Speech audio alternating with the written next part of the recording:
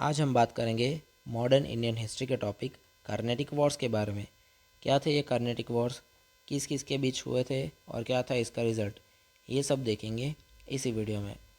Carnatic Wars Europe की दो बड़ी कंपनियों के बीच हुआ था, जिसमें से पहली फ्रेंच ईस्ट इंडिया कंपनी और दूसरी इंग्लिश ईस्ट इंडिया कंपनी थी। उसमें से फ्रेंच, जिसका बेस भारत का पुडुचेरी हुआ करता था, वह ज़्यादातर अपनी फ्रेंच गवर्नमेंट पर डिपेंडेंट थी अपने फाइनेंस और मिलिट्री सपोर्ट के लिए। वहीं दूसरी तरफ English east India company queen Elizabeth से एक्सक्लूसिव राइट्स लेकर इंडिया आई थी यहाँ पर ट्रेड करने के लिए, और ये अपना एडमिनिस्ट्रेशन खुद संभाल रही थी। दोनों ही कंपनियाँ सेम चीज़ों में ट्रेड कर रही थी, जैसे कि स्पाइसेस, मुस्लिन और सिल्क।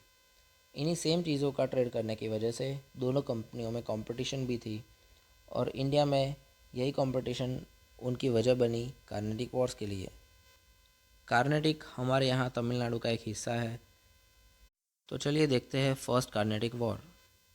1744 में यूरोप में दोनों देशों के बीच तनाव चल रहा था कि उसी वजह से ब्रिटिशर्स को यहाँ पे कंपटीशन कम करने की वजह मिल गई। ब्रिटिशर्स ने फ्रेंच लोगों को उनकी पुडुचेरी वाली टेरिटरी को ऑक्यूपाई करने की धमकी दे दी। उसी के रिटेलिएशन में फ्रेंच लीडर डुप्लेक्स ने मद्रास, जो कि ब्रिटिशर्स की टेरिटरी थी, उसको कैप्चर कर लिया। उस टाइम पर कार्नेटिक का नवाब था अनवरुद्दीन। ब्रिटिशर्स ने अनवरुद्दीन से जाके हेल्प मांगी, लेकिन वो भी कुछ काम नहीं आई। अनवरुद्दीन ने आर्मी तो भेजी, लेकिन फ्रेंच आर्मी के सामने उसकी आर्मी हार गई।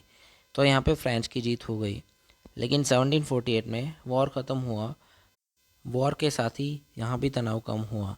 दोनों के बीच पीस ट्रीटी हुई, और उस ट्रीटी के हिसाब से इंग्लिश ईस्ट इंडिया कंपनी को मद्रास रिटर्न कर दिया गया। तो ये थी फर्स्ट कार्नेटिक वॉर। अब देखते हैं सेकंड कार्नेटिक वॉर।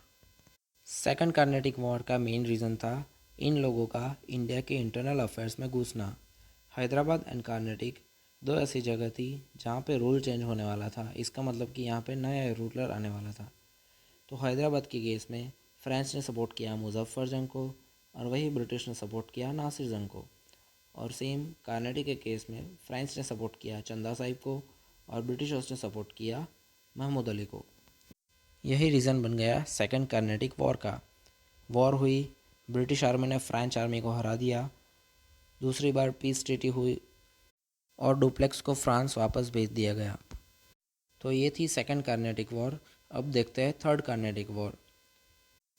दोनों के बीच पीस ट्रीटी तो हो रही थी, लेकिन वो लंबे समय तक चल नहीं रही थी। फिर से 1756 में यूरोप में वॉर हुआ इंग्लैंड और फ्रेंच के बीच में। इसमें भी ब्रिटिशर्स जीत गए। फिर से पीस ट्रीटी साइन हुई। फ्रेंच को इंडिया में उनकी टेरिटरी दी गई, लेकिन उन्हें फोर्टिफिकेशन करने की मंजूरी नहीं दी गई। अभी फैक्ट्रीज सिर्फ ट्रेड सेंटर जैसे ही काम कर सकेगी।